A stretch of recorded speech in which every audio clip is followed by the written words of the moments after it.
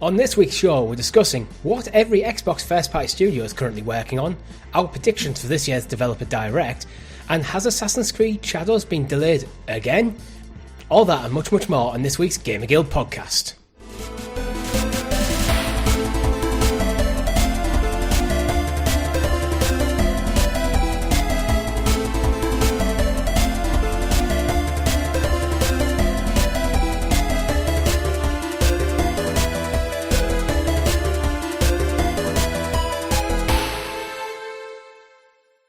Good game, everyone, and welcome back to the GamerGuild Podcast, your weekly show where we round up all the week's video game stories and news for your listening or viewing pleasure right here on youtube.com/@GamerGuildTV and up there in the digital clouds on your podcast preference of choice.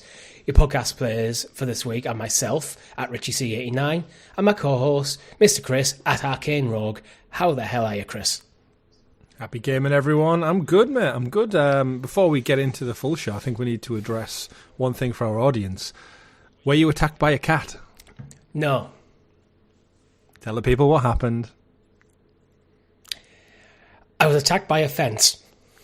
It came out of me out of nowhere. I had to defend myself. Fence is known for being rapid apex predators, yeah. It's a stupid story, but to get at my actual house, my house, not my girlfriend's house, to get into the garden where my bins are kept, there's a very narrow alley about the width of a wheelie bin. Pretty much my wheelie Death bins... alley, some would call it. Yeah, pretty much my wheelie bin's touching the fence either side of it. And the dog barked as I was putting my bins out. And you know when you just turn your head to look, just a natural reaction, there was a fence post right next to my face. So, audio listeners, I have a massive scratch in the middle of my forehead. It's not subtle. As soon as I thought that's a cat attack right there. It wasn't. Good to know that it was the apex predator, the fence post. The classic garden fence post. It's just one of them stupid things that could happen to anyone at any point, and it happened to me. But not the first time you've seriously injured yourself through a fence. No, I broke my toe. As a kid. Just got folks, viewers listening out there, audience. I hate fences. Those fences, they're out to They're get just you. so restrictive. Don't take offence. Yeah, gates are better. Gates give the option of being a fence, but also a door. That's true. Multi-talented gates. Yeah. Anyway, we do have a great show lined up for you, but before we get into that, make sure you like the video, subscribe to the channel, hit that bell so you're kept in the loop for all of our amazing content here at GamerGuildTV, such as the return of the ClickerCast, eventually.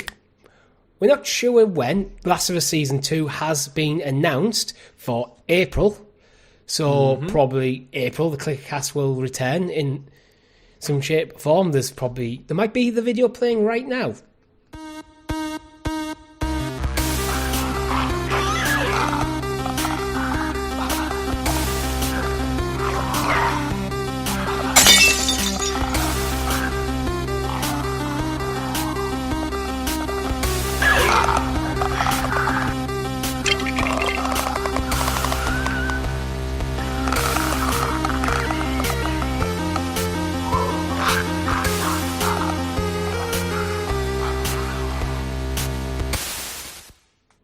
That was our new intro for the ClickerCast Season 2, and as part of that, Chris, you're actually remastering the ClickerCast Season 1 in a very Last of Us move.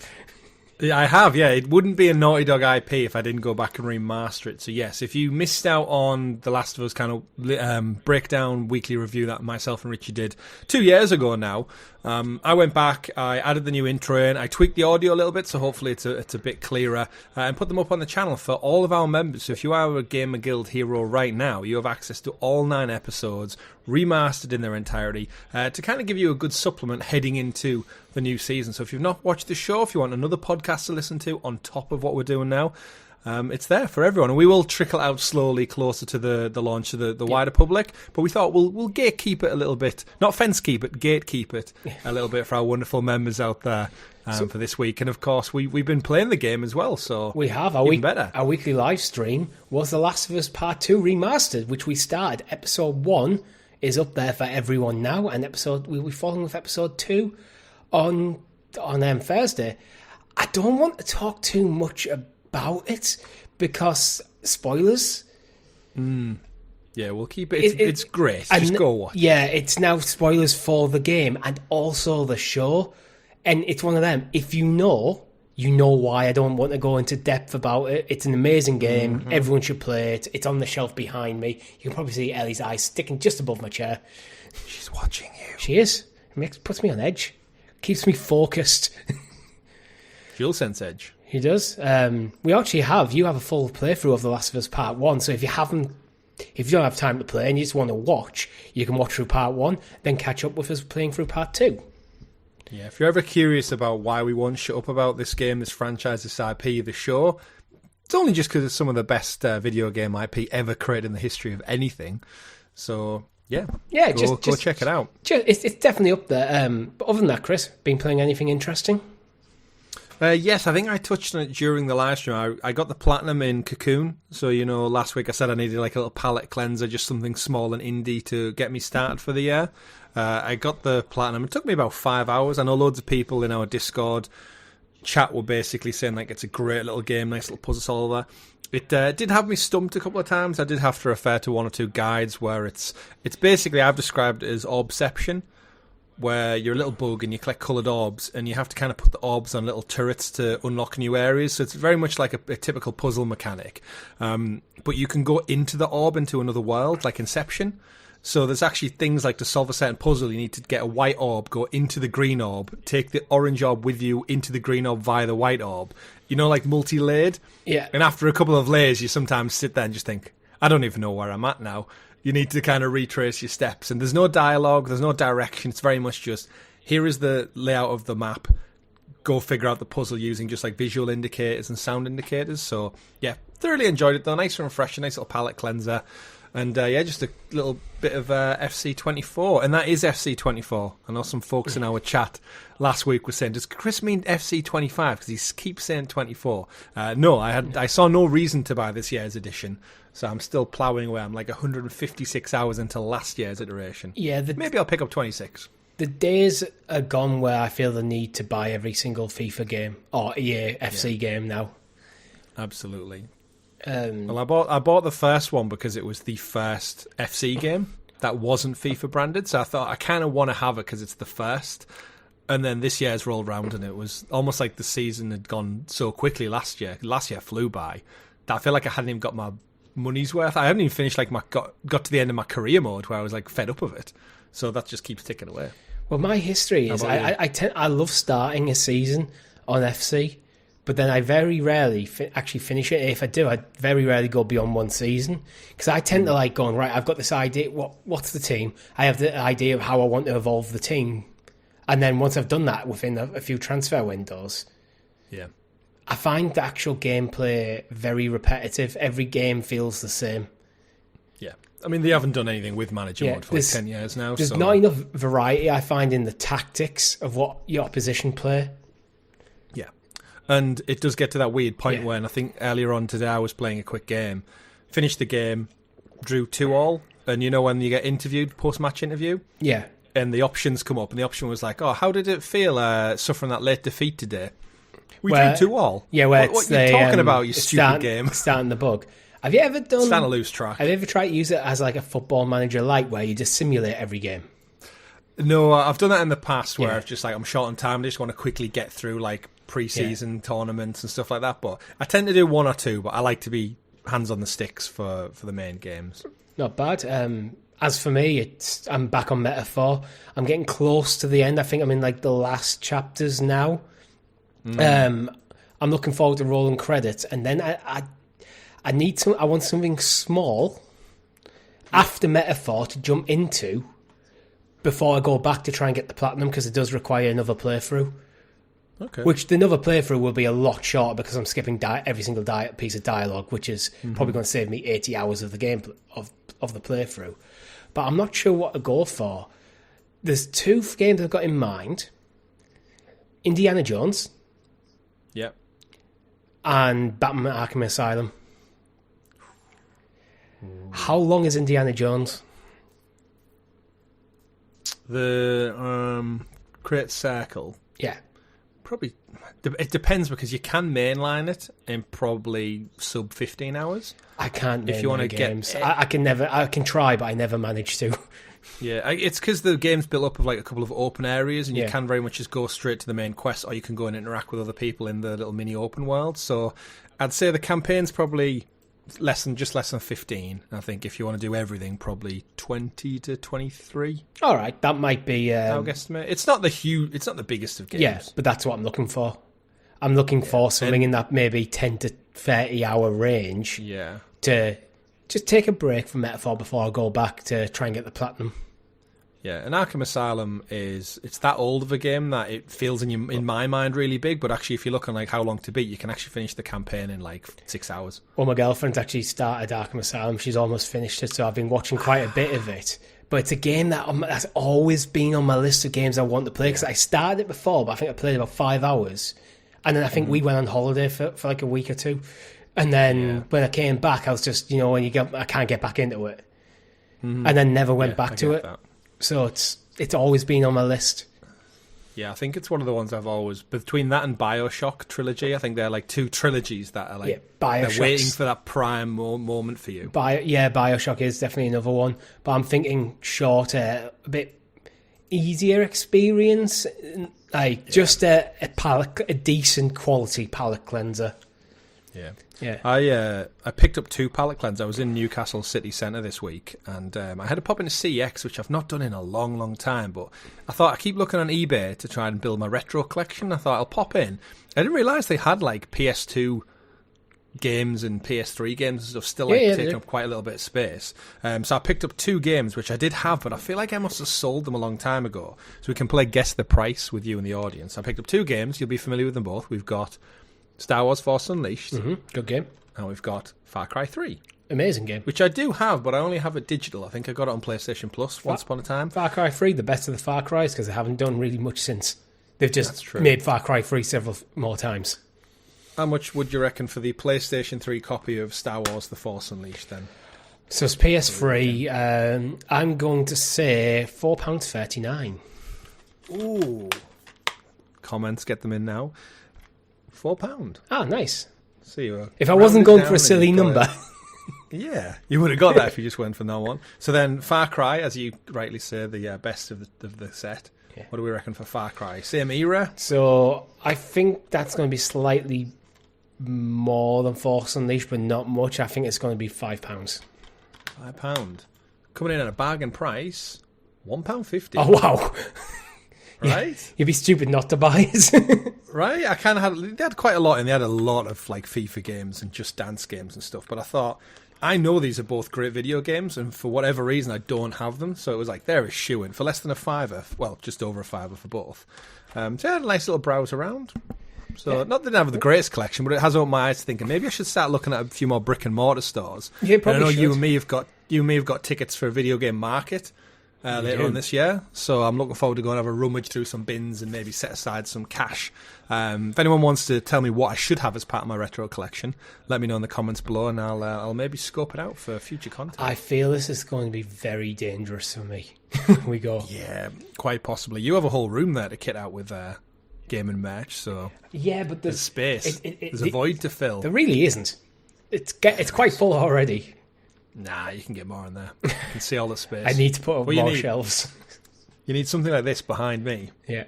And then you'll have an excuse to fill it. True story. But you know what?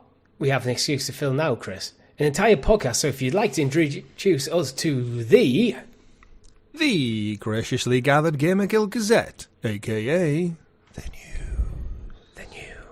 And as always, the news is brought to you by our Guild Heroes, which you can join for as little as 99p over on the YouTube channel, which gives you early access to shows such as the Clickercast Remastered. And to be honest, it helps the channel immensely in keeping... even if you are an audio listener and you want to find a way of helping the channel, head over to the YouTube channel, 99p a month. That helps us pay the bills to keep the audio version up. Because we don't make any money on the audio version. So that is, the audio version is actually just a net loss for us. So you're basically freeloaders. Yeah. That's not what I was getting at, but fair enough. How else am I going to fund my £1.50 Far Cry retro collection? I don't have that. Two people need to subscribe to fund Chris's Far Cry addiction. Yeah, I actually have them all, bar 2 and 1 now. Yeah. So anyway, getting into it, like last week, this is going to be our last week we did the PlayStation predictions episode. This is going to be the Xbox one, but there is actually some news I want to jump into first. Yes. So we'll get through the news items and then we'll come back to the Xbox at the end of the show. So if you're looking for just the Xbox predictions description, the links are in there. Assassin's Creed Shadows, Chris. We have another delay. It's no longer coming out on Valentine's Day. What has happened? My wife will be devastated that I can't go play games after actually. You have to interact with your loved ones now. You cannot play Assassin's Creed. Yeah, I'll read the blog. Well, not blog. The tweet they put out from the Assassin's Creed Shadows team, specifically Mark Alexis Cote. He tweeted saying, "Dear players, we wanted to extend our heartfelt thanks to our incredible fans and dedicated teams for your unwavering support since our announcement in September to further refine and polish Assassin's Creed Shadows. Since November, we've been thrilled to share our progress through gameplay overviews, and an overwhelming excitement has truly inspired us. Each week has brought us valuable feedback, in fact, from our community. While we've already made remarkable strides, we believe a few additional weeks are needed to implement that feedback and ensure an even more ambitious and engaging Day 1 experience. Accordingly, the new release date is March 20th, 2025. We remain committed to delivering a high-quality, immersive experience fostered by ongoing dialogue between our players and development teams. We know you're eager to learn more about Shadows, and we're excited to share more updates with you in the very near future." All good to me, to be honest. Yeah, it's that point where it's like, what's it, a couple more weeks at this stage? We've waited a couple of years since Valhalla. The big kind of swell of games led up to Christmas and festive season, that's died right down now. So if it comes out January, February, March, it doesn't really bother me. This was my next big game I was going to play, so it kind of gives me a bit more time to maybe start something old. That's what I was going to ask you, because you did say last week that that's why you jumped into Cocoon. Mm-hmm. What's next on the horizon then? Because a month is a long time, really. You can get a decent sized game in a month. Absolutely. Well, that's it. Obviously, we've got The Last of Us that we're playing. It might give me a good opportunity to get the Uncharted playthrough series started. Oh well, you basically got 2 months from now and a bit, so you couldn't get through all the Uncharted games in that time. Oh, absolutely. I did it. Yeah, possibly. I'll have to take a long look at my my library and really see where I want to go. With it. I know why it was delayed. They couldn't find the Apple of Eden. Maybe. Where the hell's that came from? Liverpool. I bought it at Comic-Con. Oh, right. It's been on my shelf just up there, out of shot, for a while. But it's the first time I've actually turned it on, because I didn't have any batteries, so I stole some. Oh, it actually turns on? Yeah. I thought it was just like shimmering glow. Oh. Yes, the power of Eden in the palm of his hands. But yeah, nothing really more to add on this. It's just, more delay. It's a delay. To be honest, short delays like this, I think are usually, when you read the reasons why, I think they're usually being quite honest. Because, we needed a bit longer to polish the game effectively. That's probably the team making the game going to the execs going, we need just a little bit more time. Yeah. It's when you get delays where it goes, it's meant to be coming out February the 14th, and now it's coming out sometime this year still. That's when you kind of go, oh, what's going on? Yeah, Ubisoft are just desperate not to let this slide. They don't want this to mess up. They're in a difficult position, actually, I think, Ubisoft, because I feel like there's a lot resting on this game because they haven't had a good few years. The reception to the way they're making games at the moment, the quality they're putting out there is generally fine. But it's also disappointing because it's only fine. So I think because they're putting so much into making sure Assassin's Creed lands, they've put quite a lot of eggs in that Assassin's Creed basket. And Shadows, it's the Japan one everyone's been asking for a long time. Mm-hmm. I think this game really needs to land well for Ubisoft. Yeah, they're getting to the point of the delayed again. They're getting close to the potential launch of Ghost of Yotai as well, which could be another issue they're going to lead into if they're not too quick. There has been some conversation online of the delay actually further delays the potential takeover buyout of Tencent and the Ubisoft going private merger. You know, the whole thing we've covered with Yusuke Mont family want to buy it and make it private again with Tencent investment. The kind of conversation going around this week was that the game actually been knocked back almost because naturally when it comes out, something's going to impact the shares. So they're actually thinking if we defer it another month later, it gives us more time between now and then to maybe get this buyout / merger through. So it could be like a tactical decision on the wider part as well. Yeah. But we won't know unless something happens between then and now. But an odd time to sell your company when you're on the cusp of a launch of arguably your biggest game ever. So I've just glanced. I was just like scrolling through Twitter, and someone's actually put the share prices up, and it's quite interesting. In 2021, the shares were over 80. Over 80. It doesn't actually have the unit. 80 euros per share at a peak, and then it's been gradually declining, and it's currently at 12.3. Oh. No, and it's a clear trend there. There's been a few peaks, but that's a fall.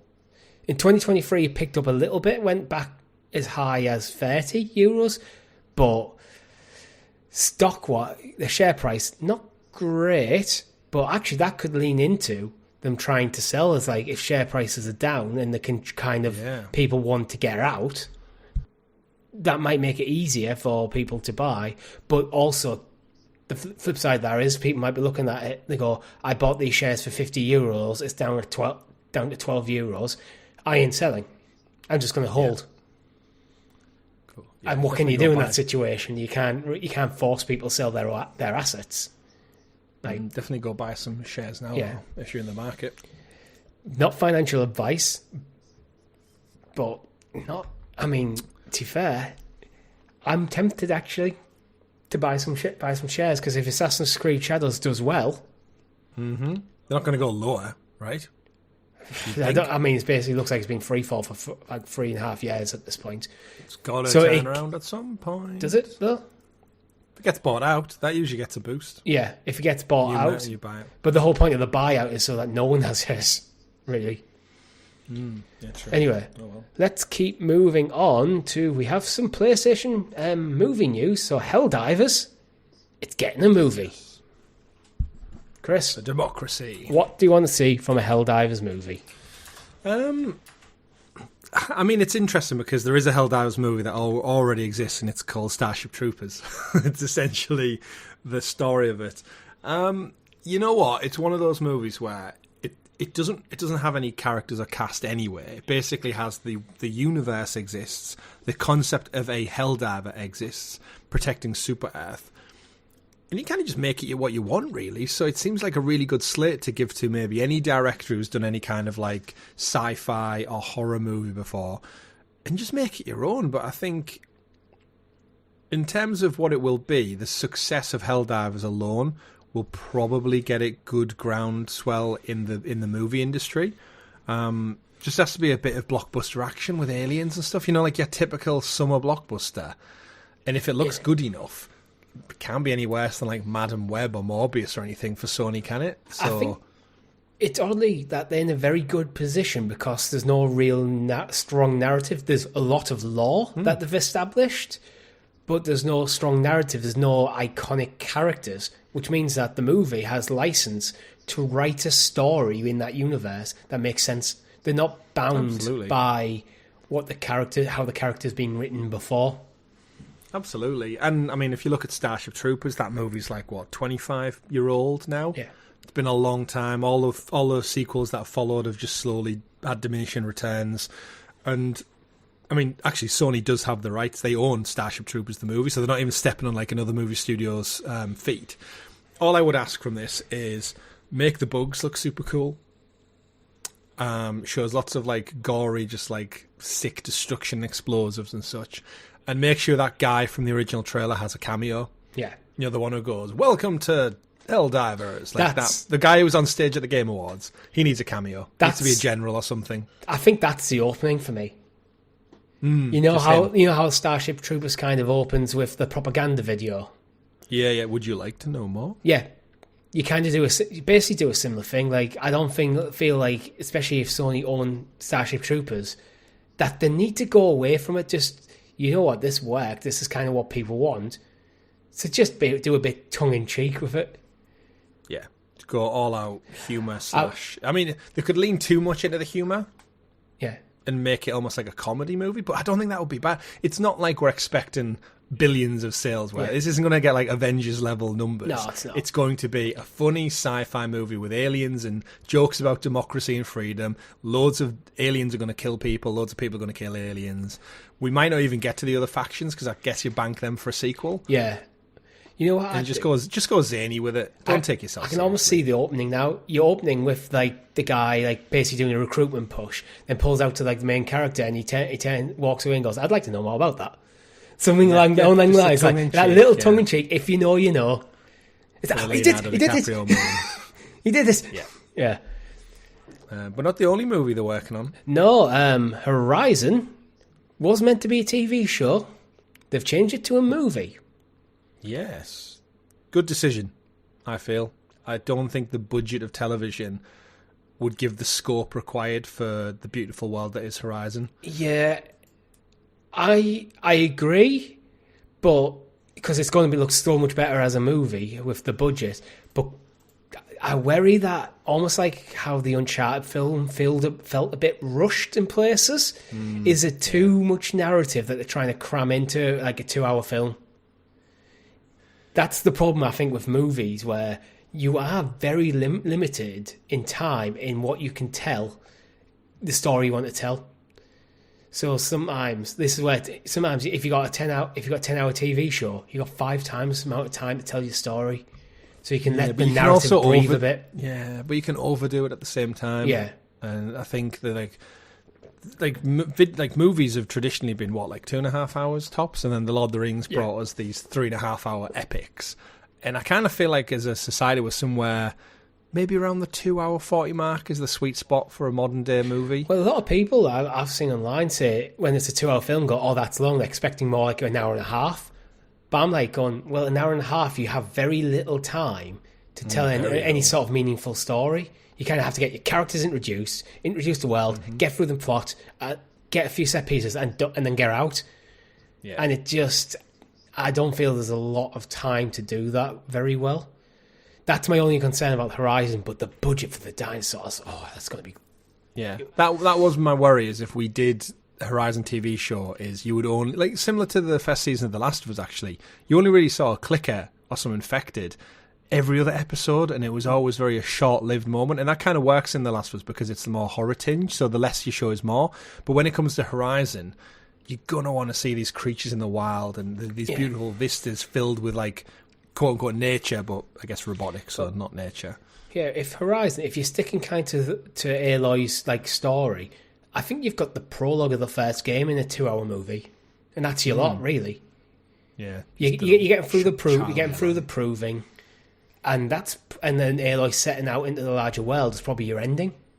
There's enough more, like, you got obviously things that happen with Rost to have an emotional heart through the story. You can address Aloy as a kid a bit more so as a kid. You can set up a lot of things, but I mean, with a movie, you can always do flashbacks and stuff as well to her being a kid. You don't have to open with it, but I just think the budget and the gravitas you're giving it to a movie, it just has a different vibe than a TV show. Like, TV's better than it ever has been, thanks to the likes of Game of Thrones and such, but I think cinema experience, that big screen night out, is definitely something different, and I think Horizon, like a big giant Thunderjaw, deserves to be on a massive screen. I think I'm almost as a role here. I can just envision what the start of the movie should be. And for this one, I'm seeing Aloy finding her focus as like the opening scenes. She falling down into the cauldron, the first cauldron that she went in as a kid. So you're starting with young Aloy finding her focus, then cuts to her old. Yeah. But sounds good. Indeed. You know what else sounds good, Chris? What? PlayStation are introducing a new Portal, a new Edge, and some new earbuds. And they're black.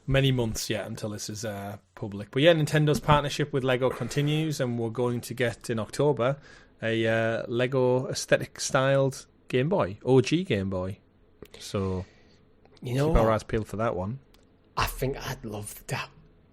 Whether it functions or not, potentially love to own that. But it can't be that complicated. The Game Boy is a rectangle. It's just a rectangle. Yeah, it's got to be one of the easiest aesthetically designed Lego ideas in a while. Yeah. There's a few curved corners, but yeah. It'd be awesome if it did actually fully function. But, yeah, even if it had just like one game on it, like Tetris, like the original packing game Tetris on it, like just if you've got to imagine for the also price easily made in Lego. Yeah, if you think about this is probably going to be about probably 80, 90 quid realistically. They could get an LCD screen in there that played Tetris, just like a pack-in, just a one-game type. Or maybe it comes with a couple of games. I don't know. We'll have to see. But yeah, they just put out a little teaser trailer on socials. I guess we'll hear more in the summer. We will indeed. Moving on swiftly. How expensive is COD, Chris?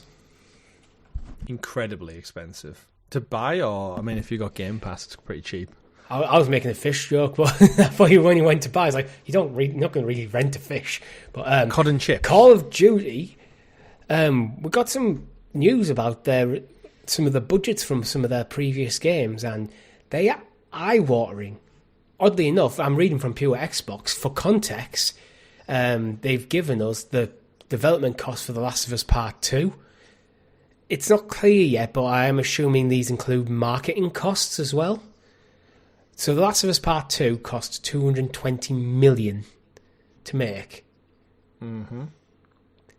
Call of Duty Black Ops 3, which is a 2015 game, which is the cheapest of the free Call of Duties, was $450 million.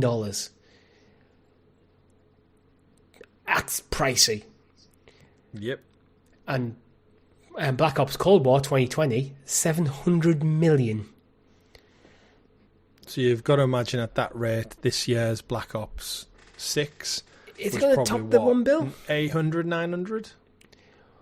At what point does Call of Duty's development cost tick over the $1 billion?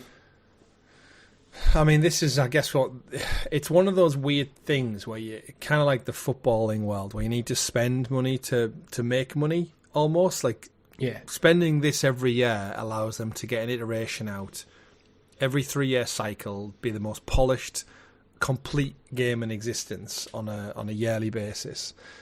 And I guess it pays dividends because they make their money back like 8 times over, don't they? So I guess it does work, but it's just that it balloons so much, even in the last decade, to essentially double the production. It doubled in 5 years. Like you said, if you're getting something like The Last of Us Part 2, which is a huge, huge game from Sony that took probably 4 or 5 years to make, but that comes in at 220, obviously you're not seeing the return on numbers. Like Last of Us Part 2 was probably, 15 mil units sold, whereas Call of Duty is probably selling upwards of like 40, 50, so you are talking a lot of return. But it's just, it's just baffling amounts of money to think. It is, and this is one where if I was Microsoft, I'd be looking into this. I'm not going to cut, not in a way of where you cut your budgets going. Is all this money being spent wisely, or is this just a case of, as it's grown and grown and grown, more money's being thrown at like marketing campaigns and stuff, where they could be smarter with it? So they're paying a lot of money to be the only first-person shooter, really, effectively. There's nothing comes close. I mean, these are the first-person shooters, but nothing comes close to the numbers. But can some of this money be sent smarter so we can hack $100 million out of the budget and without having any real detrimental effects, which could help Microsoft claw back some of the money that they've put into but the Activision Blizzard purchase? Because I'd be worried if I was Xbox, the amount of money that goes to produce these games. If you get a flop, that's a huge hit. It's unlikely, but it is possible. Well, that's why I guess, again, feeding the machine of Call of Duty is that you stoke it with the 700 million, and even the bad ones still are the top-selling game of the year. Remember, Call of Duty, the only year it wasn't was the last time Grand Theft Auto came out, and Hogwarts Legacy was the only 2 titles in the last 10, 15 years that have pipped it to best-selling game of the year. So even the bad ones, like Ghosts and such, which did, I guess, damage to the brand, we saw with Black Ops this year, or this past year, I should say, it didn't really slow down this machine that much. I think the thing is, well, bad for Call of Duty is probably very good for most other first-person shooters out there in terms of the quality. It's just that there's a certain level expected, and if they dip below it, it's a bad game. When realistically, it's actually probably an excellent game. But if you're not comparing it to other games in the franchise, it's just that these are huge numbers. Like they are, yeah. And we'll get into Call of Duty when we talk about the breakdown of Xbox's future as well. Indeed, and moving on to Splash Damage because Transformers Reactive has been cancelled. I didn't know it was a thing. Yeah, I think we definitely covered it, but I can't remember anything about the game, to be honest. There's a studio update, reading from their Twitter site. Today we have some very difficult news to share. The decision has been made to end development of Transformers Reactive. This means we will be scaling down to refocus our efforts on other projects. Unfortunately, despite every effort, a number of roles across the studio are now potentially at risk of redundancy. The decision did not come lightly, and it is a difficult time for the studio and our people. We want to take a moment to thank the team who worked on Transformers for their dedication and passion. Hasbro was an incredible and supportive partner throughout, and we hope to work with them again. To the many fans, your excitement and support helped keep us going. While not being able to see the game through to release is painful, having to say goodbye to friends and colleagues hurt even more. We're now focused on doing everything we can to support them through this tough period, just as we're committed to caring for those who will stay with us as we build a stronger Splash Damage for the future. Thank you for your compassion and understanding. No explanation why. No, I mean, if you recall, Splash Damage's last game was Outcasters on Google Stadia. It was a fun game, Outcasters, but unfortunately, it was on a platform that, well, went the way of Stadia. Yeah, it's a big step from Gears of War support, which is probably what they're best known for. But yeah, hopefully they find a project that helps them out soon. But I don't recall much of the game beforehand, and now it's gone. As someone who isn't a big Transformers fan, I know there was a little audience there keen on it, but ultimately they just need to get a game out. Yeah, that's the things like. I wonder what happened there. I wonder if it is a case of it was getting too expensive to produce and the quality wasn't there. That's how I would assume. 2 quick ones before we do get to the Xbox stuff. Power Wash Simulator has added Wallace and Gromit for the next paid DLC. That's cracking, lad. Yeah, I was waiting for. I knew you'd have something there. I was trying to think. Yeah, and I was thinking cheese Gromit. Cheese. I didn't know how to work it though. And Jar Jar Binks arrives in Jedi Power Battles. I'm not doing an impression of Jar Jar. No. Okay, I guess. Right, Chris. That's a surprise one, by the way, because he wasn't in the original Jedi Power Battles. It's just like this is a game that got like a port to modern consoles not a while back, and then now they've decided to just throw Jar Jar in. It's a shame they didn't give him a lightsaber. He's got one of them Gungan sticks. Yeah, but I reckon they should have given him a dual wielding red lightsaber, like the big theory that Jar Jar's actually Darth Jar Jar. Darth Jar Jar. Yeah, that would have been funny. But yeah, nearly 25 years on from the initial launch, modern audiences get to play as Jar Jar for the first time. Indeed. Right, Chris. Xbox. What are they doing in 2025? Oh, what aren't they doing in 2025? Shall we just go through all, like we did for the PlayStation, go through all the major studios? Probably quickly, compared to what we did for PlayStation.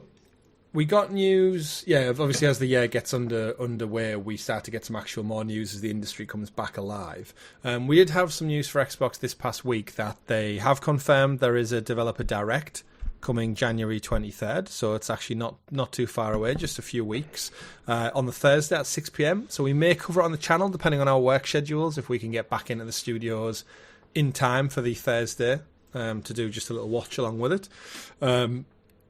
the cadence of the directs we know about, I guess. We've got the first one was 2023. We saw Minecraft Legends, Forza Motorsport, Elder Scrolls Online, Redfall was shown off, and then we got the surprise reveal of Hi-Fi Rush for the first time, and release, I should say, of Hi-Fi Rush. Last year, in 2024, we got Avowed was shown off, Senua's Saga Hellblade 2 was shown off, Visions of Mana, Ara Untold, History Untold, and Indiana Jones and the Great Circle was shown off, which is where I think last year we thought, they've not got a stealth drop surprise for us. Yeah. Which we said, like that, we don't want them to set the cadence of every developer direct you're going to see something. So I guess, do you want to then break, I guess, into the studios, and then I guess one of them could be a surprise? Aaron Greenberg, the Vice President of Marketing, has confirmed there will be an unannounced game revealed. And looking at the last 2 years, if they're assuming they keep the similar format, there was about 5 games covered at each of them. Yeah. So let's try and, while we talk through the studios, pick 4 games that are going to be there. Because the 5th we don't know about. So, let's start, I think, with the Coalition, Chris. Gears of War E-Day, time to see more? You're muted. Sorry, no, I don't think so. I believe they will save Gears of War E-Day for their summer showcase. I think it's essentially their flagship title now in their entire wheelhouse, outside of Call of Duty. So I think the Coalition, obviously, we saw the tease last year. Everyone was hyped for it. We're going back to the main squad. It's a prequel. I think you sit on this until the summer, and then I guess go big with it for probably a 2026 launch. Yeah, actually, I'm looking at the games, and I think from last year, only Avowed's the only one that hasn't come out, and that was meant to come out last year, but I think got delayed. It did, yeah. It got pushed to this February. So I think there's a good guess that anything in these 5 games are probably due to come out 2025.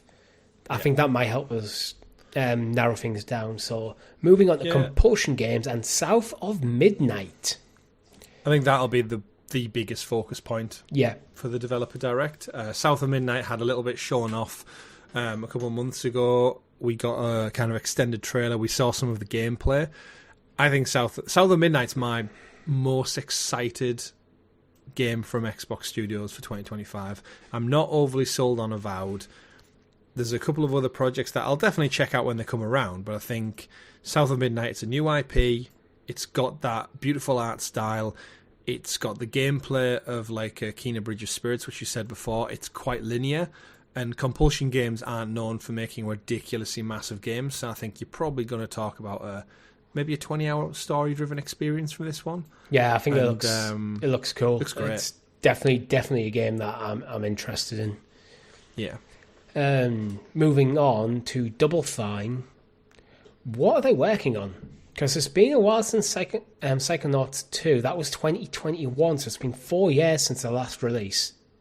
Yeah, and Psychonauts 3, I think they've already explicitly said that's not going to be the next game. I think they have confirmed that. So whether Psychonauts and Double Fine kind of got caught up during acquisitions, didn't they? Where the game was already done and ready. So if you remember, the game still came out on PlayStation. Yes, it did. Even though they'd been bought by Xbox. And it was one of those things where it was so far down the pipeline, it would have been daft to do it. But then since then, Xbox has pivoted towards this multi-platform approach anyway. So personally, I just think Psychonauts, it did win some it was Game very, of the Year very well awards as well. received. It was. It's actually one of them little games that's on like my radar for as I go back through my Xbox library on Game Pass. It's one that always jumps out at me thinking it's not too big of a game. I've heard it's really good in terms of story and narrative, so it's probably more up my street than you would expect. Yeah. But I just don't think it sold that well. So in the 2021 Game Awards, it was nominated for Game of the Year, Best Game Direction, Best Narrative, Best Art Direction, and Best Action Adventure Game. That's lots of good categories to be in. It lost. I think it lost to things like It Takes Two. I'm just trying to look up the actual winners right now from that year. So Game of the Year was It Takes Two. Game Direction was Deathloop. Narrative was Guardians of the Galaxy. So it's like it was definitely in the running for a lot of these things, but didn't quite get over the line. But I think maybe it's just a case of Double Fine don't know what they want to do with the Psychonauts 3, because there's 16 years between 1 and 2. Well, that's it. They've, in terms of their IP, they don't really have much going for them. They are a much smaller studio. They've done a couple of remasters with the LucasArts films. They did The Day of the Tentacle, Grim Fandango and stuff over the last couple of years. We talked about Brutal Legend, which was the Jack Black rock tie-in hack and slash game that was past its 15th year anniversary. I think we're well past a sequel to that. Maybe a remaster. Yeah, that might... The difficulty... Yeah, the remaster could work, but the difficulty there would be the licensing, because it's licensed music, it's got Jack Black into getting things like that, all that lined up. Although they are now under Xbox, so the budgets might be a bit more available. Yeah. But then would Xbox be willing to put the budget for a game that was well received but didn't sell millions of copies? Yeah. I just don't know what they're doing, basically. I think a Brutal Legend remaster or probably a brand new IP. Yeah. Still indie in scope, not too big. But yeah, I mean, I'm intrigued to see what they're going to do, because I can't imagine they'll maybe want to continue on the same track. So no, yeah, but they are due something new. That's the big thing, is they're probably primed. So if it is of an indie-sized scope, like a Hi-Fi Rush or like a Pentiment or something like that, this could be the studio to look out for that stealth, maybe an announcement with a stealth drop. Yeah, I think moving on to In Exile, who are making Clockwork Revolution. So this was initially announced at an Xbox Games Showcase in 2023. Yeah. Is it time? Because I haven't really seen anything of it since.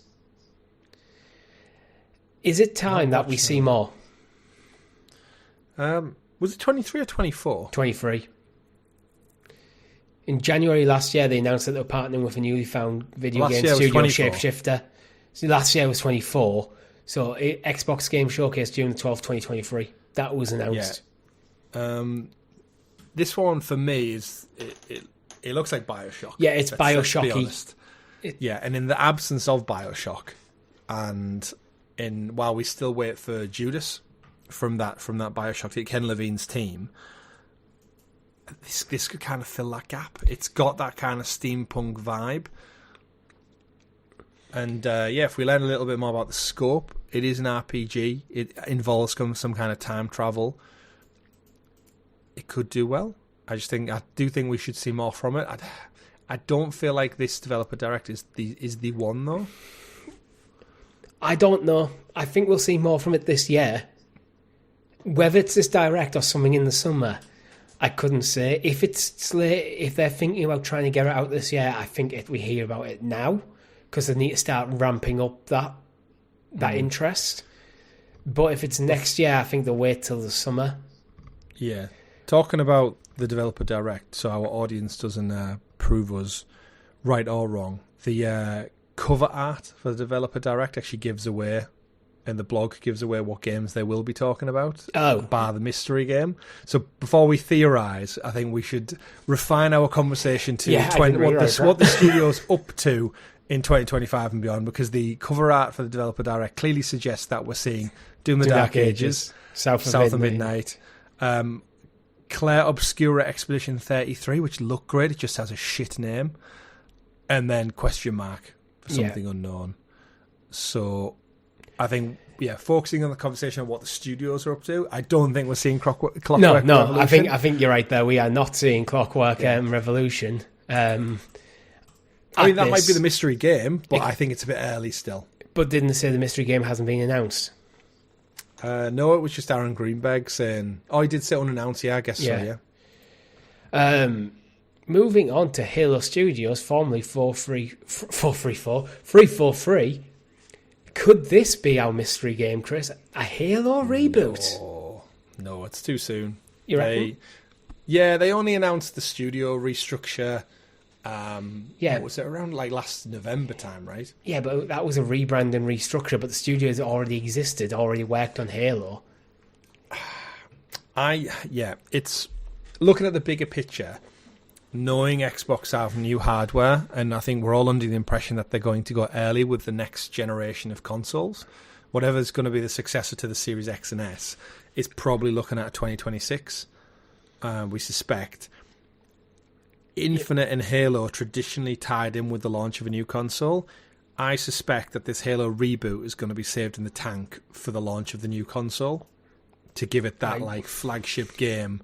And I don't think... Would it be E-Day and Halo at the same time? I'm not sure. But it's been a while since Infinite, it's not, to be fair. It's not a bad move because sometimes we've been bemoaning Xbox for a while about not getting their games out. If they're going to launch, say, a new console in 2026 or 2027, going early, I think that is largely to jettison the Series S so they don't have to support it as much, which is something that's been holding them back this generation. Getting a Gears out, getting a Halo out, right out the gate, it's not a bad move. Having a decent selection of content specific to the new hardware, it's probably a good move to get people to go, why should you buy the new Xbox? Well, Halo, you got the new Halo, you got the new Gears, you got this, you got that, you got this. You like go, oh, that's reasons. We're remastering Indiana Jones, like doing these sort of moves to get people like.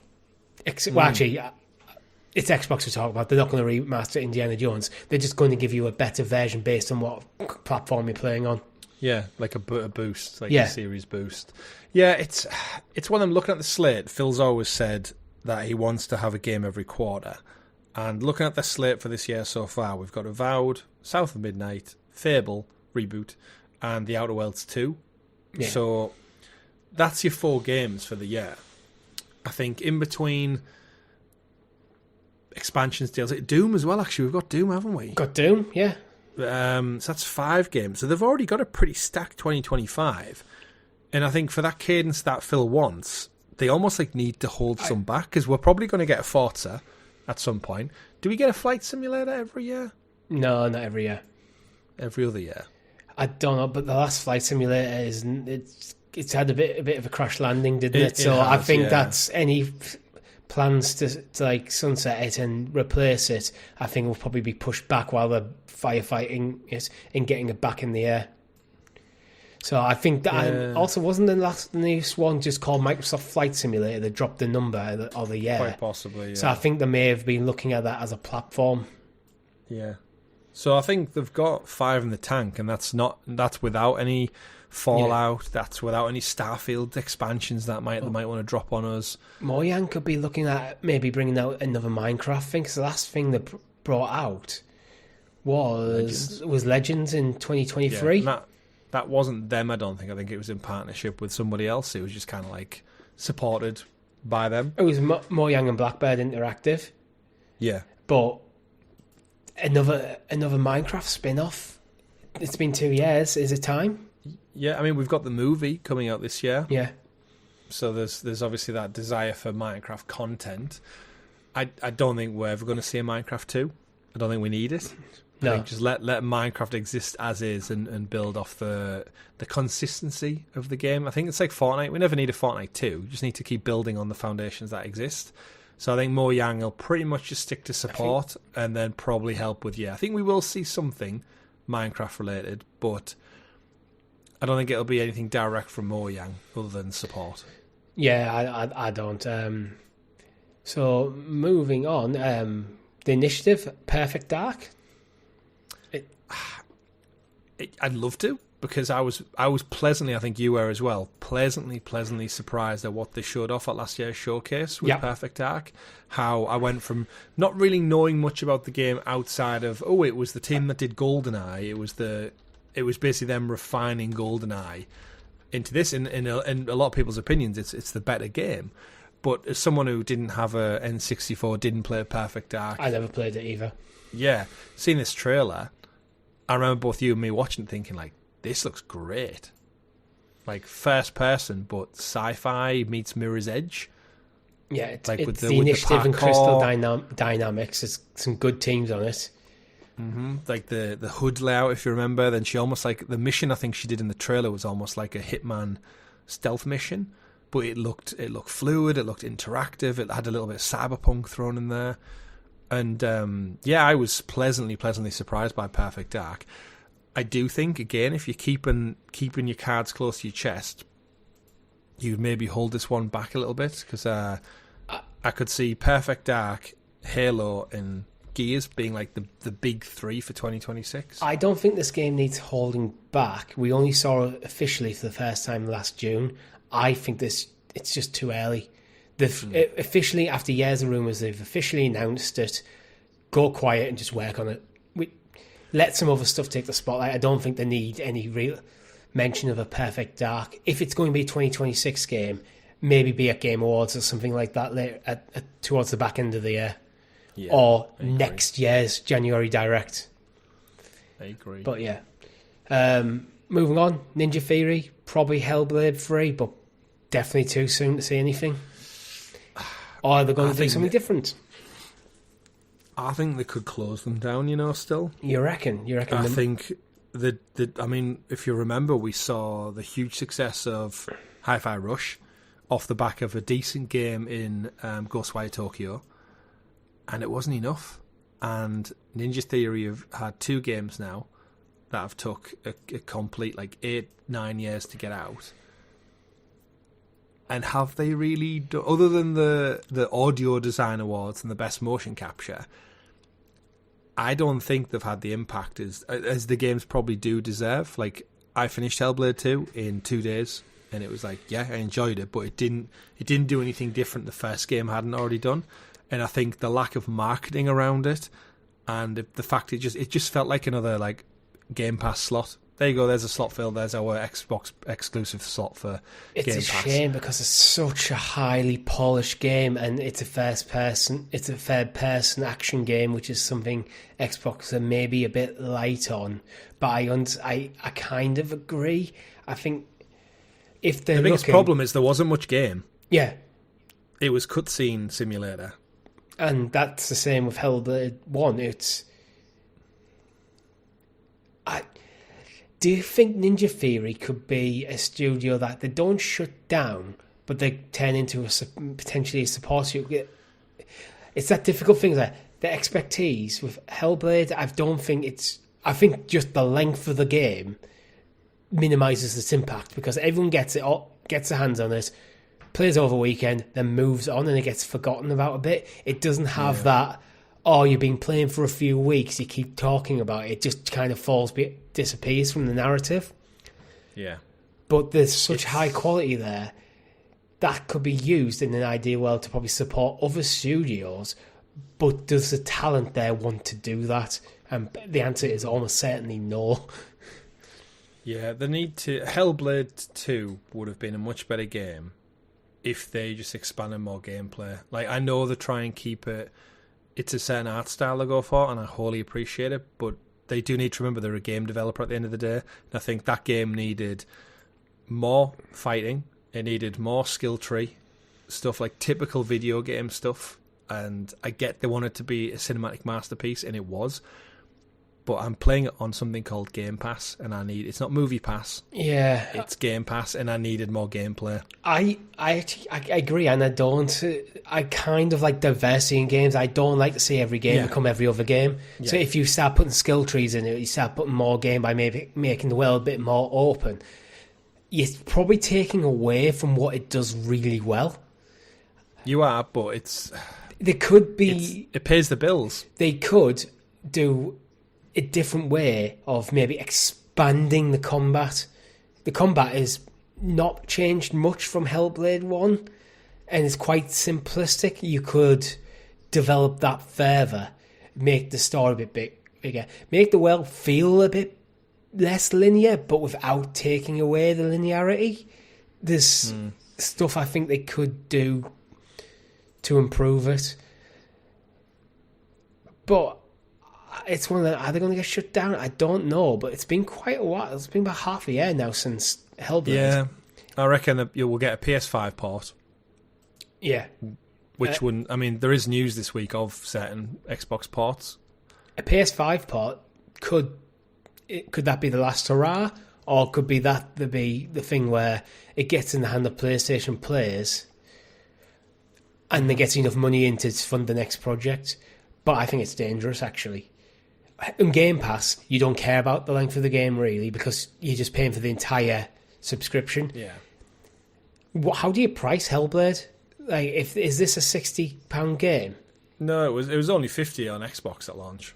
But if it's only about 5 hours long, the order 35, stick it on PlayStation, it'll sell more than it will on Xbox. Yeah. Oh, yeah, but the problem you run the risk of, you put it on PlayStation, you're like, it's going to look at the price, look at the length of the game, well, there's no way I'm paying that for that. Yeah, but that's the risk you take with making such a short game. It is. The devs in Microsoft knew that when they allowed it to be greenlit to the end. Yeah. Moving along now to Obsidian and It's Avowed. We know that it's not... There's no secret there. The next game they're working on is Avowed. It is.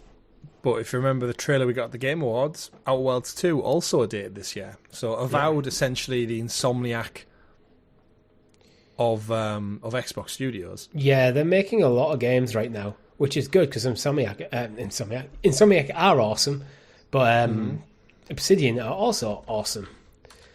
Do you know what the scope of this might be? Hear me out.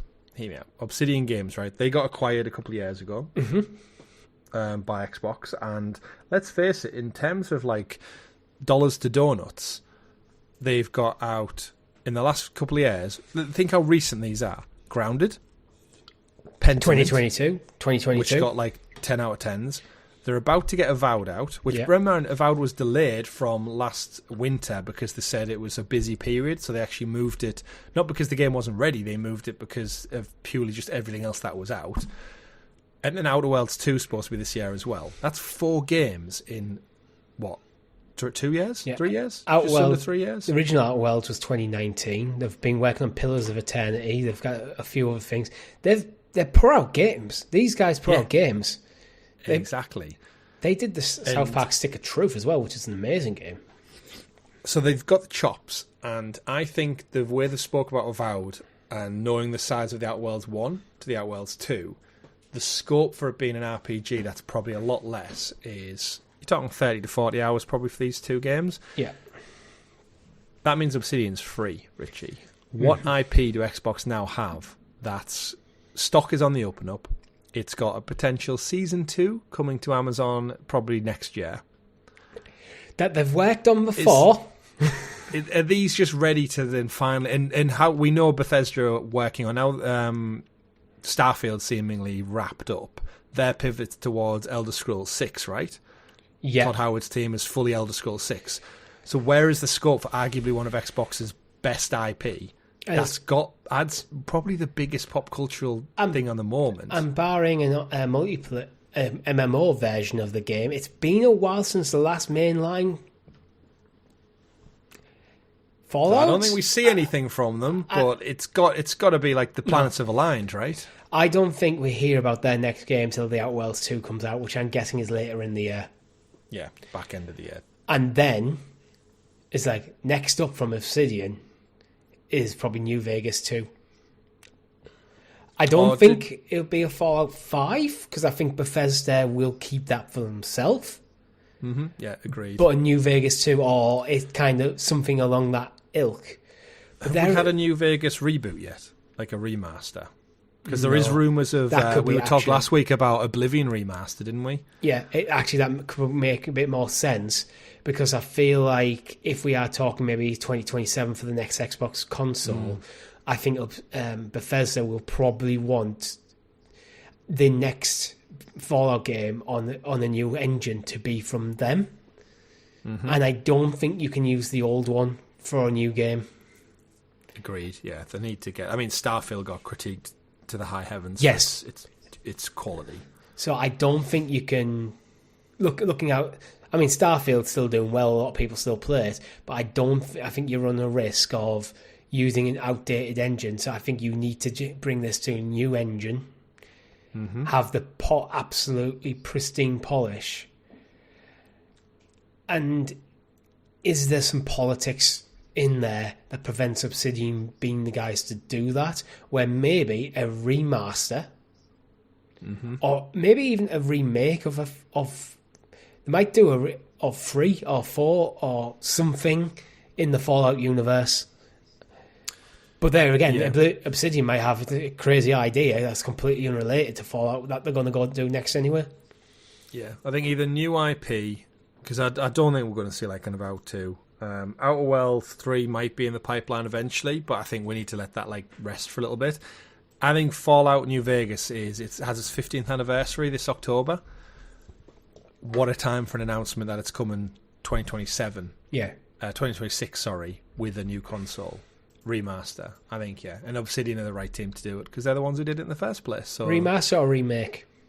Remake would be nice. Yeah. In whatever engine Obsidian traditionally use for... Because Avowed looks gorgeous. The Outer Worlds looks gorgeous. So, yeah. Something... But I don't think we're going to hear about this yet. Something just to whet the appetite while Bethesda work on other things. So I think on the 15th anniversary, we'll maybe hear from them. So, moving on, let's actually touch on Bethesda. Elder Scrolls 6? Time to see more? Starfield's out the way? Yes, but I mean, you're the Elder Scrolls guy. Do we think it's time? Or if they're really...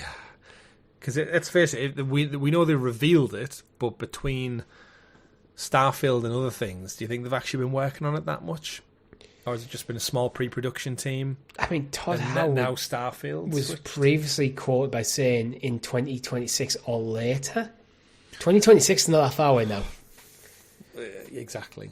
5 was of Skyrim was 2011. It's been 14 years, depending on which version of Skyrim you're talking about. Mm-hmm. This game they've been thinking about for probably about 15 years. I think it's time to start talking about it. Starfield was 2023. Mm-hmm. Unless there's Starfield DLC coming out this year, I think we need to see something from Elder Scrolls from Bethesda. Because they're now into, like, it's been a long time. And you can't just keep holding this game back. Eventually, you do actually have to make the bloody thing. I mean, that's the downside. They will have been working on it. Obviously, Starfield was the priority. Well, it was like Fallout 76 was priority, then Starfield. Now, I think it has to be full steam ahead with Elder Scrolls 6. And I think this year, I don't know when, but this year I think it's time to see what you're working on. Mm-hmm. Should get off the pot. Doesn't even have to be a lot. If it's going to be a 2027 game, you don't have to do a lot, but just kind of come out and go, this is where in, like, oh God, what's the name of the universe called in Elder Scrolls? Tamriel. This is where in Tamriel the game's set. You know, start dropping some information. Maybe show like a bit of a teaser trailer. Yeah. More than just all we've had so far was just a view of a vista and the title. Yeah, just some more meat on the bones, I think, will be appreciated. That just to make fans feel like it's a bit closer than it maybe is. Yeah. Just to, I think it's probably 2027. Because I think they'll need a few years after Starfield. Yeah, I agree. But 2027 will be 4 years after the Starfield launch, so it should be plenty. Mad, isn't it? Playground games. Fable? Yeah, that's what they're working on. And surely another Forza Horizon 6, right? That's a weird combination for a studio. It really is. It really is. But yeah, I mean, I guess when Xbox gave them Fable to reboot, because it wasn't... Who did the original Fable? Was it Rare? Fable was Big Blue Box, Lionhead. I think it was Lionhead, yeah. Yeah. Which don't exist anymore. So the fact that they gave it to Playground shows that they had a lot of faith in them. But yeah, it's an odd pivot. It's like giving Polyphony Uncharted or something. Yeah. Like, yeah, just go make this totally different game to what you are. But we've seen it work. We saw Guerrilla's pivot from Killzone to Horizon did wonders. So maybe these guys can pivot from Horizon to Fable and it lands. The initial trailer looked great. The comedy is very much ultimate British humour. And I've never played a Fable game before, and I think it's one of those games that we've often talked about when it comes up. I know it's well revered, but in my mind's eye, I can't picture what this game looks like or plays like for shit. Yeah, so a reboot, I'm the prime candidate of, like, you know how good this is. He's the new... Like, God of War 2018, it's bring a new audience in, and make them fall in love with it just like the originals. And Playground have the chops. Forza Horizon 5 got a lot of Game of the Year awards. On Forza, Horizon 5 came out in 2021. It's coming up 4 year old, and the cadence is usually 2 to 3 years between Forzas. Yeah, I know we get a motorsport game, which is kind of like it's going from Gran Turismo to Need for Speed, kind of back and forth between arcade and simulation, and that is a different team because they have 10 studios who work on the motorsport entries, and. But I guess that's probably due this year, in light of them working on Fable. So we're probably going to get a Motorsport this year, and then a Horizon next year after Fable's out, seemingly, if we look at that timeline. Well, I've got a theory at the moment, actually. It's been usually 2 or 3 years. In fact, the only gap of 3 years was between 4 and 5. Every other Forza was only a 2-year gap. I think now it's coming up to 4 years. I think that's probably because of Fable and ramping up the studio into having like this split team. There's probably people bouncing between teams based on where they're needed. I think 26, do you think? Or maybe for Forza Horizon 6? I mean, racing games are an interesting one because they don't really clash with any other game that comes out. Like, the racing genre, you either are into it or you're not. You know what? What if Forza Horizon 6 was a cross-generation thing? It could be. So that intentionally maybe holding it back. Welcome Fable, but we're going to do so when we launch whatever's a sequel to the series S and X is, we're going to launch with Halo, we're going to launch with Gears, we're going to launch with Forza. So you're getting some of your big hitters right out the gate. Absolutely. And I guess with racing games, we are seeing a point of diminishing returns with it. Like, they can only get so creative with the cars and the maps and the I guess what you do when you don't see the person driving the car, just the vehicle in itself. I think having a longer gap between entries is fine. I think we've seen it with Gran Turismo. We're at a point now where you get one per console generation. I think Forza can take a breather. Just enjoy Forza Horizon 5. Yeah.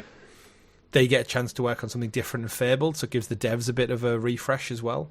That isn't just cars. And then go back to Forza Horizon while Motorsport sits in and does the hard work. If you really, really want a Forza game, you will get one. Yeah, so and there's no reason why you can't just keep supporting 5 for indefinitely if you wanted to. As long as you get them damn car licenses. Because I know there's a lot of chat in our Discord about that. Well, while we're talking about Forza, Motorsport from 1010 Studios? Yeah, probably due the back end of this year. When was the last Motorsport actually released? I don't have the date in front of me. Forza 2023, October. Yeah, so could be. Yeah, if there's going to be one, I think it's probably the Motorsport next. Although, interestingly, they did drop the title, the number from the last release. It was like a reboot. So they went as high as Forza Motorsport 7. Then they stopped, and that was in 2017. They did Forza Horizon 4 and 5. Then they went just back to Forza Motorsport. Could that suggest they are just viewing this as a platform now? Potentially, yeah. And like, I guess back to the points I've just made is I'm happy for it to remain as a platform and just get seasonal content. Yeah. And we've seen Xbox arguably do it the best with the likes of Sea of Thieves and stuff, and Minecraft, and just make them into a platform. So yeah, if Forza is just there and you just get a new suite of cars drop every time every time a new Formula 1 season kicks off, you get a new slate of vehicles from there, then that seems like in tandem with Game Pass. I'm sure Xbox would rather just have the game on Game Pass and you drop a £20 yearly content for a season boost, then yeah, right? That's everyone wins. You don't have to develop a whole new game. You use the same engine and tools that you're familiar with. The players get new, fresh content drip fed to them on a seasonal basis. Then, yeah, I think you could be onto something there with that little mini name refresh there. Yeah, just like if you do, because you look at how like things like Fortnite can show how a game can just become a platform, and you just with continuous support, you can maybe put different game modes in there, new tracks, new cars. There's lots of stuff you can do. I like it. Yeah, me too. Sea of Thieves, Do you think is Rare now just the Sea of Thieves studio, or have they got anything else they're working on? Well, they've got Everwild. Sorry. Yeah, a game I always forget they're doing, to be honest. Yeah, but again, it's more of like a little, seemingly like an indie spin-off style title. It doesn't. I don't think it's going to be like. I mean, Rare aren't known for like insanely massive open world games, are they? Yeah. But yeah. Yeah, I mean, in October 2024, Everwild was reported as going well with parts of the game in playable form, so it feels like, to me, that's a while out. Yeah, I mean, they have the money, let's face it. Sea of Thieves is bringing in the loot and the treasure for them. Yeah, remember, once upon a time, Rare were the video game studio, weren't they? Yeah. You look at the N64, and most of the games that you love on that platform were either Nintendo or Rare. Yeah, I mean, Everwild was shown off 4 years ago, wasn't it? So, was it 4 years ago? Yeah, I'm looking at the Everwild Eternals trailer, yeah. Game Showcase July 4 years ago, so, you know what, this could be the one that they talk about the developer direct. It could be, because they did say the development had been rebooted. Yeah. So it was ways off, scheduled for approximately 2023. That was apparently from Jeff Grubb in a live stream back in 2021. Yeah, I mean, I don't believe that Obsidian can get 4 games out and Rare just support Sea of Thieves and do this. So maybe we can see an Everwild update at the developer direct. Indeed. Moving on to Undead Labs and State of Decay 3. Is it time to get a date? I think so. I think it recently was delayed, right, internally, but State of Decay 2 came out a while ago. I think we see this one this summer. I really do. Yeah, do you think it's set to come out this summer, or do you think we're going to hear about it this summer? I think it's set to come out this summer. I think we've seen enough of it, and State of Decay is not lying to itself. It knows what it is. We know what it is. I think it's seemingly from the trailer and the way people talk about it, it's just ready to go. I have news, actually. I found a Gamer article that says Microsoft thought about releasing State of Decay 3 in 2025, but the video game giant has apparently decided to launch the game in 2026 instead. Any context for that, or just any sources? It's rumours. I wouldn't be surprised, because as you mentioned, Microsoft want these kind of these games. You don't want to overdo it, do you, and waste your window. And the year that we have Grand Theft Auto coming out, which is not Xbox, but will be on Xbox and be big for every platform it's on. Yeah. So you can almost see that as a fifth pillar, because it's going to be that big. If they sit on it and move on to other things, potentially. But just looking at State of Decay 3, it was announced in 2020. Yeah. So 4 years ago now. The last comments from the leadership team said, our ambition is to make the greatest survival zombie sim in the franchise. To do so, we'll be shifting our focus and resources to making the upcoming third installment. Many are naturally wondering when it will come out, but Undead Labs isn't ready, saying more information will come at a later time. Thank you for your continued support. And then a 2024 dev diary published on October 31st said the video confirmed there were relatively small teams for State of Decay 2, but State of Decay 3 has a much larger studio size. So it seems like they've scaled up, and they've had 4 years going into year 5 now. I think that sounds about the right cycle for the type of game it is. So unless it is ready and they do just want it on next year's slate instead of this year's slate, I think we'll either see it this summer or next, probably January, February. This might be a game where Microsoft are looking at it and going, you know what? It's not going to be the game that's going to get... It's going to be a very good game to have in our library, but it's not going to be... how are they looking at probably things like Avowed or Doom the Dark Ages? Maybe this is the game where if you guys are ready to go, cool... Keep working on it, polish whatever you want to polish, start working on the next project, and if something shifts, we can push you up. Yeah. It's not a bad strategy to have, where you go, you know just what? Have it in flex. We have it in hand. Let's say, I don't know, Doom the Dark Ages gets pushed back, and suddenly you've got a slot in your thing. Push it in there. get something out, so you keep in that content coming, or you can bring out next year as potentially planned. It's not a bad strategy, really, as long as the studio can afford it. Yeah. And that's, I guess, the benefit to the Game Pass model, is that once it's out, it's in the catalogue anyway. Yeah. So everything is going to be there as and when it's ready. Yeah. Moving on to the World's Edge. Are we seeing more Age of Empires or something else? Yeah. I mean, they've done Age of Mythology Retold now. They've done Age of Empires 1, 2, 3 remastered. 4's a new game. I mean, we saw more Age of Empires content drop this just before Christmas. Was it the Greek one or something? I can't remember what faction it was. But yeah, Age of Empires is just timeless. So I guess if it's only a small team, just unless they've got any ideas for a new major entry, I don't know about you. I can't think of any other IP that needs a remake, a reboot. So I think just support and grow now. I'm not thinking of a remake or reboot. I'm thinking this isn't a case of Age of Empires is awesome. We don't need a new Age of Empires anymore at the moment. There's plenty there. You could do an Age of Mythology 2, or you could take another IP that's owned by Microsoft and do a real-time strategy game based around it. Yeah. I'm thinking Fallout. Or Halo.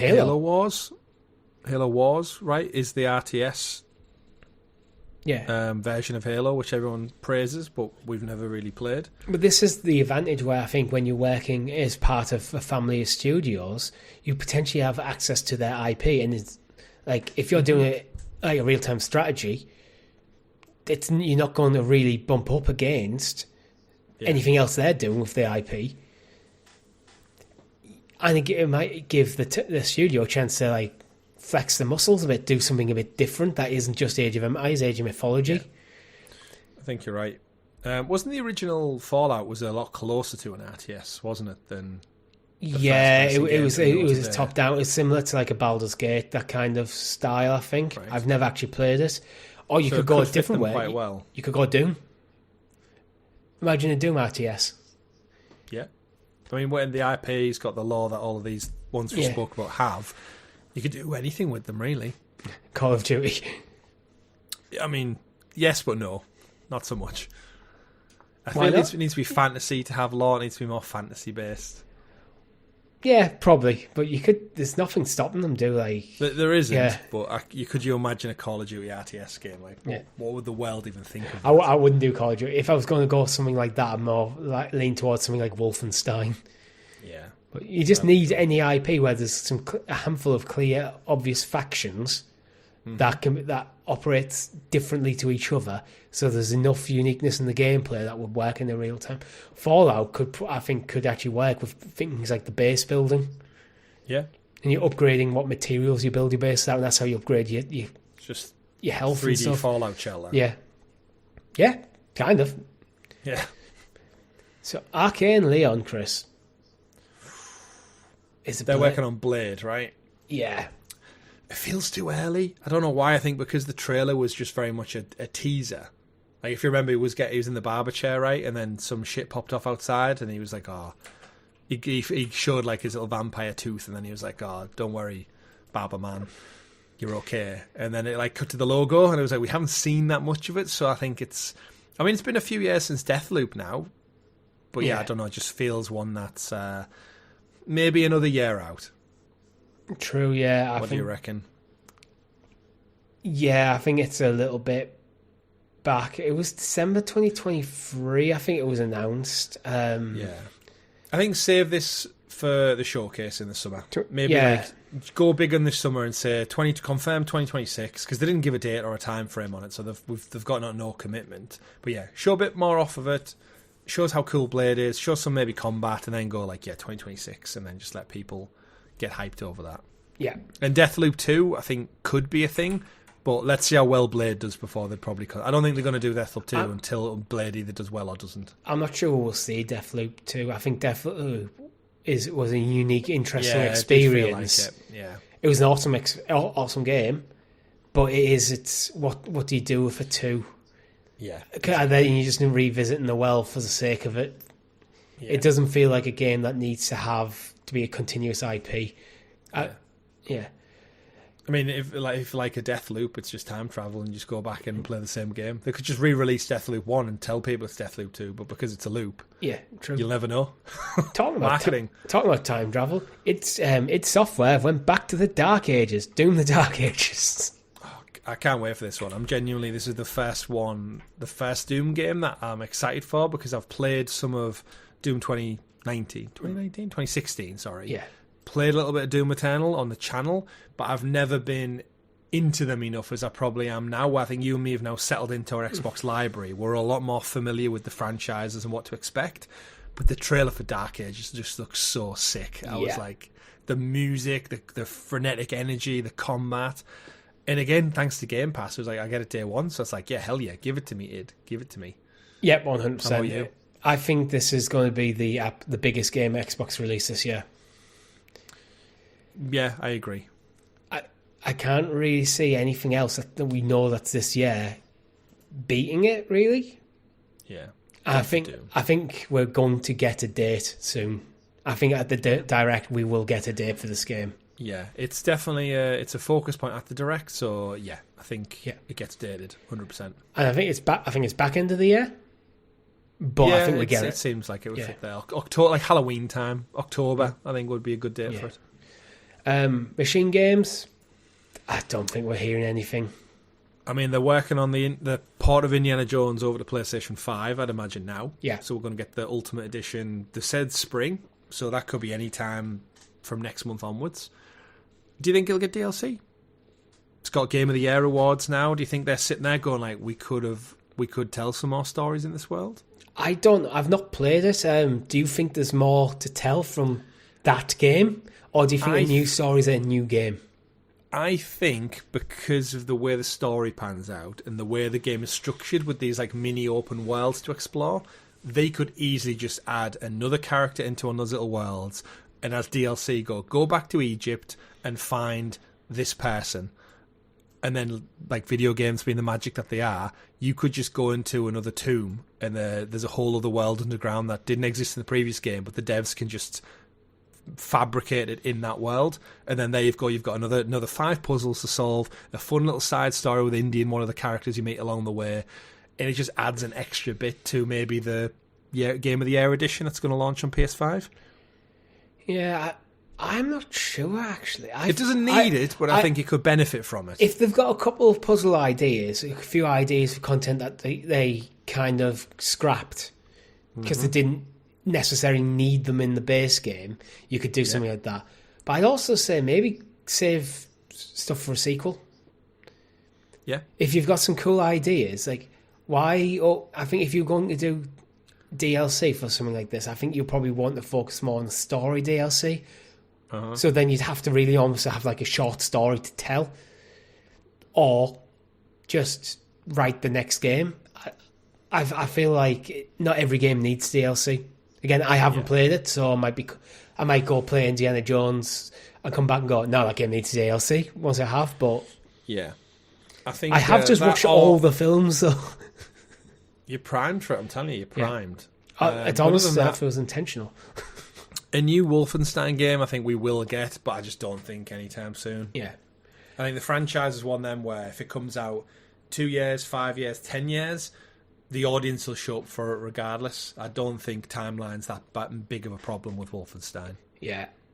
I wonder, though, because Indiana Jones did so well, does that become the focus for machine games going forward? They kind of shelve Wolfenstein for a bit? Because Wolfenstein has been going for a long time.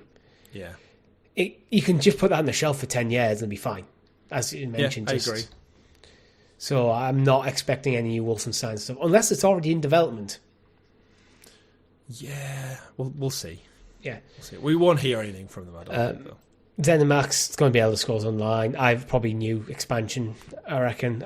Not going to go. Neither of us play. Not going to get into that now because we do need to start wrapping things up. Yeah. Elsewhere Entertainment.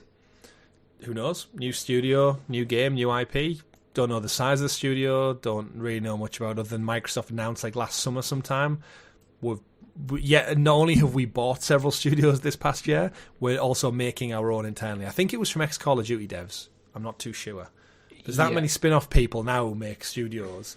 It's hard to track them all until they actually get something out. There must be about 15 devs out there, studios, who formed in the last 5 years from the remnants of a massive AAA studio. And we saw Callisto Protocol from the Dead Space folks. And you know what I mean? I feel like there's loads of little pockets. You've got Judas, who's getting made by the Bioshock people. But you know what? We haven't seen them yet. They've all just been announced and said they're working on the next AAA whatever. But we haven't actually seen it. Amy Hennig with their Skydance Studios thing. It's been announced, but we don't know what this Black Panther Captain America thing looks like yet. So there's a lot of fire, coals. Is it stoking the fire? What do you say? Irons in the fire? A lot of irons in the fire. But yeah, like Elsewhere Entertainment, until you actually show me something from them, it's just a name. Yeah, we haven't got a clue what to expect. And just because it's potentially made up of former Call of Duty devs doesn't mean they're going to be going first-person shooter. They may have left to form a studio because they were done with... They maybe felt like they're creatively done with a first-person shooter. So it's a chess game. Yeah, it's not worth even speculating on. No. Let's cover the Call of Duty studios as a single block. Infinity Ward, Raven Software, Sledgehammer, and Treyarch. Obviously, they're all going to be working on Call of Duty. Which one comes first? I don't even know now, because Raven traditionally does Warzone now. Yeah. But they also did the campaign for the last Black Ops 6. So you would imagine Raven, you have to start figuring out the story for the Call of Duty game for 3 years' time and support Warzone's content. The ones who did last year's Call of Duty Modern Warfare 3, which was poorly received, was Sledgehammer. So they, in theory, should be now into year 2 of their 3-year cycle. So this year should be Infinity Ward, by the way things go. Because Treyarch did Black Ops 6, so we should be round to Infinity Ward, and their last entry was Modern Warfare 2 Reboot, which is obviously well received, but it was still a reboot. So, is it time for a new Call of Duty strand? I know they tried with Ghosts and didn't really work. We had Advanced Warfare. Warfare. Again, that was only a one and done. Mm-hmm. But it's only really Black Ops and Modern Warfare. Call of Duty Medieval Warfare. Yeah. Maybe go back to the well and go back to World War II. I think it's about time. World at War, which was kind of the one that came out after Call of Duty for Modern Warfare, was really, really fun. Yeah. And maybe it is time to go back to that. I mean, for a while, I felt like World War II first-person shooters were played out, but we haven't had any really in decades. No. Because we had Cold War, which was the nearest we got with all that. But you're right. It needs something new. It does need something, because we're getting to a point where it's like the next Black Ops is Black Ops 7. It's like, how many times do you keep going with this? I think World at War was Treyarch, actually. Yeah, I think it was, yeah. But there's no reason why you couldn't hand that over to Infinity Ward. Yeah. It'll basically roll the dice and we'll get a Call of Duty this October. And it'll be great, no doubt. Oh, there's the interesting thing, though, under Microsoft. Are they loosening up the deadline so they don't have to hit this absolute cadence of whatever a new Call of Duty every single year? I don't think they will. I think there was an article that Microsoft said we're just going to keep doing what we're doing for now. Because let's face it, it's their moneymaker, guaranteed. Yeah. Blizzard, obviously World of Warcraft support. Anything else interesting? I mean, Diablo was last year, so there's no new, maybe Diablo content, and I think it's just support for now. World of Warcraft, Diablo, Overwatch, just don't rock the boat, just settle down. No, rock the boat. Give me a Warcraft free. I want that bot, or maybe StarCraft free, actually. Yeah, I mean, they'll obviously have something in the works, but I think this will be a quiet year for Blizzard, all things said and done. As much as I want a Warcraft free, it's not happening. I know it's not happening. Do you want more Candy Crush? No. But people do, because it makes a hell of a lot of money. So it does. I do want some more Toys for Bob, though. Yeah, again, I think we don't know what that is, but Toys for Bob was part of the Fast Pie. They went independent last year, and then they struck a deal with Microsoft, which seems like there's such a backwards way of doing things. Microsoft don't want to support them, but all the people who work there go, well, can we go independent? It's like, we'll cut ties with you, but you can stay solvent. And then they come back to Microsoft and go, we've got a great idea for a game. Microsoft go, make that for us. You do wonder, just like, why didn't that just all happen internal? Why all the convoluted back and forth and independence? But either way, I think we're getting a Spyro game. I think it's a safe way for Microsoft to get another entry. I think we got the Crash 4 game came out a couple of years ago now. I think Toys for Bob are so well versed in this 3D puzzle retro platformers that Spyro's due as flowers. I think that little dragon needs a brand new adventure. Oh, 100%. Toys for Bob wants to get it. But that's, 26 studios for Xbox first party, and then one little side hustle with Toys for Bob. Which is kind of Xbox. It's second party at the moment, really. Yeah. Because for all we know is, we assume they're working on Spyro. Yeah. Yeah. And we've got, Kojima as well doing, is it Physinked? Oh, I can't remember what it was called. Physic. I can't remember what it was called. But Kojima's got that. No, it's not. It's not. Judas is Ken Levine. He's got Physink and he's got OD and Death Stranding. It's OD I was thinking of, yeah. But that's not Xbox exclusive, where I think Physink or Physint is. That's the cloud gaming one that he's talked about for a few years now. Yeah. So you get some confusion shit from Kojima at some point. Yeah, at some point. God knows when. I think we don't really hear much more about them until after Death Stranding 2 comes out. Oh, yeah. Jeff Keighley will have them on stage to talk about it, no doubt. And then there's the little story from this week, Richie, that we are getting some Xbox games reportedly going over to Switch 2. Yeah, I'm thinking we leave this is potential speculation for that for next week when we cover what Nintendo might be up to. That's a good shout. That's a good shout. Yeah. Because it's hard. Nintendo don't have as many studios, so it's we can revisit the wealth of the Xbox studios. Yeah. But that, Chris, I believe, is all we have time for this week. And we like to end every show with visiting this game in video game history. So, January the 11th, what have we got? Not much. Resident Evil 4 for the GameCube? I was going to say, the original Resident... Did it launch on GameCube first? Was that like where Resident Evil rocked up? No. Because I know the reboots and stuff were, but yeah, Resident Evil 4, 20 years ago on the original GameCube. SimCity 4, 22 years ago on PC. Are we do a new SimCity at some point soon? Like in between the city skylines... I don't know. I think I don't think SimCity's a thing anymore. It'll be EA, won't it? Yeah, it's EA at the moment. But when was the last SimCity game? Last SimCity game was 2013. Which was SimCity. It's just SimCity. All right. So not much. I don't. 41 years ago on the NES in 1984, we got tennis. Just tennis. Back when games are simple. Yeah. Shout out as well to 14th of January, 22 years ago, War of the Monsters. Indeed. Played War of the Monsters. It's a great little game. We are still in this kind of quiet period of the year. Yeah. But nothing's coming out. Nope. Hopefully stuff will start coming out, probably in February. Because that is all we have time for. Thank you very much for watching. Make sure if you haven't already liked the video, subscribe to the channel and hit that bell icon so you're kept in the loop of all fantastic content. Follow us on socials at GamerGuildTV everywhere. We have a Discord. The link is in the description below. And with that, my name's been Richie. I've been Chris. Thank you very much for watching. Goodbye. Bye.